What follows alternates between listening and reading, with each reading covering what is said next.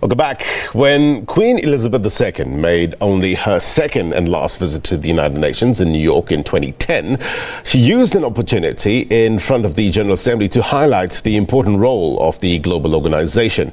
Her first visit was as far back as 1957 at the age of 31, in the early years of her now 70-year reign, which is being marked by the Platinum Jubilee celebrations. On that last visit to the United Nations, the Queen spoke about the new challenges the world face and the challenges she has witnessed over her 96 years. Let's have a look at this report.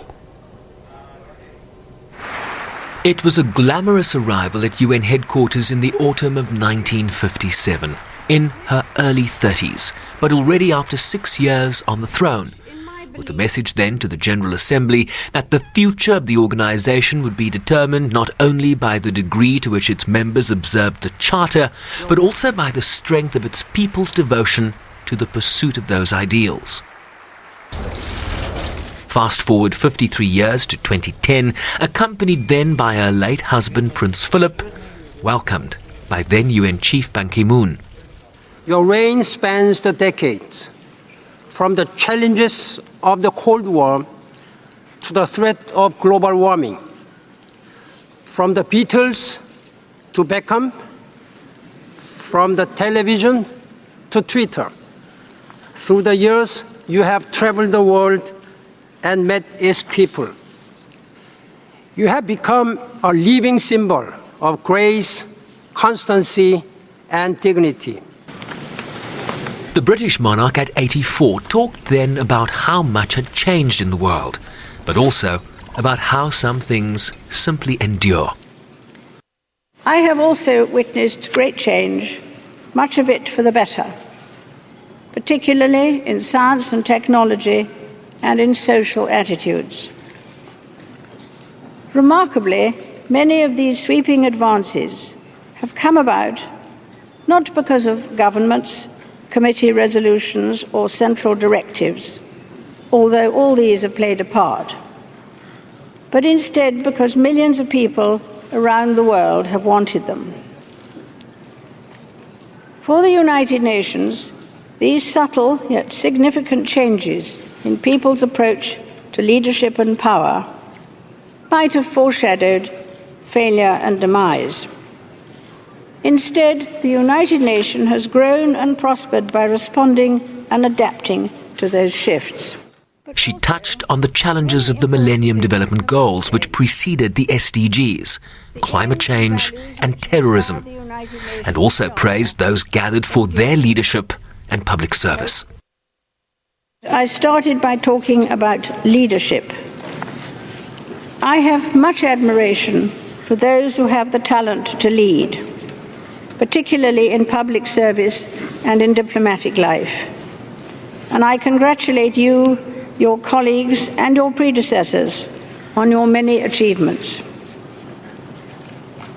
It has perhaps always been the case that the waging of peace is the hardest form of leadership of all.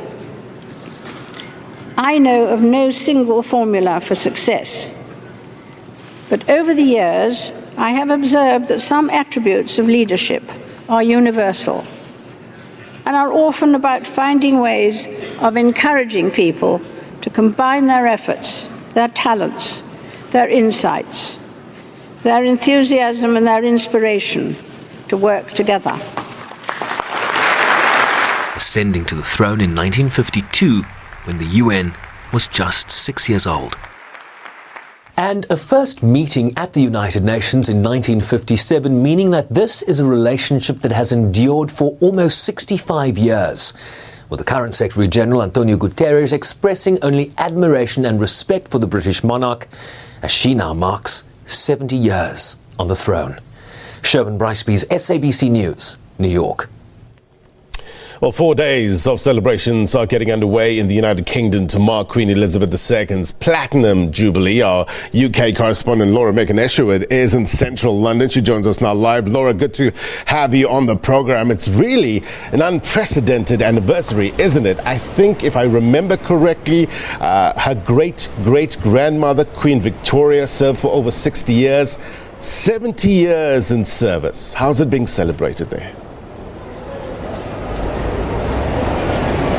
It is huge. 70 years on the throne. She is the longest reigning British monarch and one of the longest reigning monarchs in the entire world, in entire history, in fact. And so this celebration is a big milestone, not only for her, but also for British history as well. People have been lining the streets of the Mall. That is the road that leads up to Buckingham Palace from the early hours this morning as we were coming down towards it. People rushing to try and get a spot along the side of that road so that they may be able to catch a glimpse of the Queen perhaps later on, but also, of course, of the military procession that is now making its way down the Mall towards Horse Guards. That is the Trooping the Colour. It is an annual event that celebrates Her Majesty's birthday, but of course this is now being wrapped into these celebrations, these 4 days of events that are taking place to mark the Platinum Jubilee. Around 1,500 personnel will be taking part, musicians, horses as well. You will see people on horseback heading towards that ground where they will be inspected by Prince Charles. Now, we've also seen Prince William as well, the Queen's grandson, on horseback himself as part of the rehearsal, so he will be alongside those troops as well. There will be a carriage as well with members of the royal family in it, heading there to join them. They will then have that inspection. They will then return up the Mall towards Buckingham Palace, where Her Majesty the Queen is expected to appear on the balcony there, joined by other senior members of the royal family. She will be there to watch a fly past of more than 70 RAF planes from various points in history, from Spitfires to, of course, the aerial acrobatics team, the Red Arrows. Those are those red jets with those plumes of smoke that come out the back of them that perform those death-defying aerial stunts. So that's going to be quite a performance. It's a regular event, that fly past, used to mark poignant moments in history, and this is certainly one of those. Talk to us about sentiment on the ground, Laura, with regards to the royal family. There's been perceptions. How has it changed? I know the Queen has gone through a lot. The people of Britain have gone through a lot. Something that sticks out in my mind back in 1992 when she calls it Annus Horribilis that year, dealing with the issues with her children's marriages, also Windsor Castle going up in flames. Talk to us about how perception has changed over the years with regards to the royal family. Over 70 years, of course, on the throne, you would expect there to be a number of moments in one's life that are momentous, but also that might offer up sadness, grief, devastation as well. And the Queen is no exception. She is, of course, a human being, and this is a family. While they are royal, they will experience tragedy as well as happiness as well. And there have been big moments over the last few years, particularly, that have been put into the press, into the media, and discussed quite widely, not least the decision by Prince Harry and Meghan, the Duchess of Sussex, of course, to step back as senior members of the royal family. They've moved to America with their children, Lilibet and Archie, and they have, of course, given a number of interviews to Oprah Winfrey and other interviews as well in the press that have been vaguely critical of the royal family, and that has been received quite badly, of course, by the press. There's been a lot of criticism about that. There's also, of course, been the issues recently and well reported of Prince Andrew, of course, being linked to Jeffrey Epstein. He, of course, has denied all allegations that have been brought against him in the courts recently and settled a case with Virginia Giuffre out of court. But these are not things that the Queen and the rest of the royal family will want to see in the public eye. It's not great press for her. However, within the UK, the general feeling among the public and opinion polls say that they are in support of the Queen generally. And while Prince Charles, who is the next in line to the throne, is thought of not quite as fondly as the Queen, there is still a majority that do believe that the monarchy has its place. And what other option is there? Well, you could have an elected head of state, and that doesn't seem to be what the British people want. And as you could probably feel around me today, there are a lot of people rushing down towards central London to be here to witness this moment in history. Do we know if Harry and Meghan will be in attendance for these celebrations?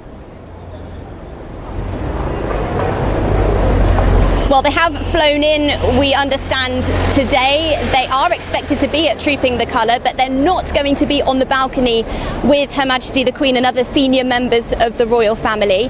It is a big weekend for them this weekend, of course, returning together as a family. It is their daughter Lilibet's birthday as well on Saturday, and this is the first time that the Queen will have met her. So it is a big moment for them. Of course, there's been a lot of speculation about relations between them and the rest of the royal family. We understand that there have been reports that Prince Harry and Prince William have been talking more of late to try and bring themselves around the table more. But of course, plenty of people will be looking out to get a glimpse of that couple, because they are, of course, celebrities in their own right, as well as being part of that royal family.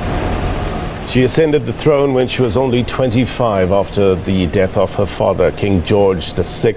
It's a remarkable tenure. Laura, Mark and Isherwood is keeping an eye on everything that is happening in London. Thank you very much indeed for your reporting, Laura. No doubt we'll bring you all the latest right here on SABC News.